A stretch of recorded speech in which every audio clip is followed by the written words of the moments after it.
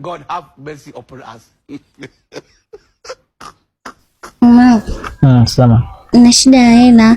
Sina kupa hela.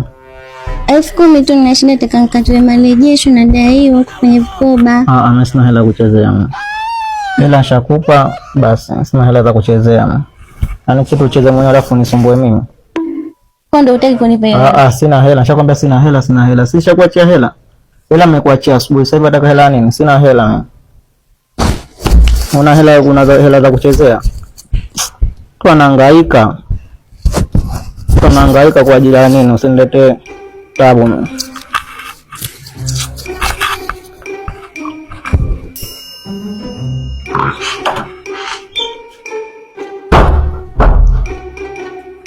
Mke wangu.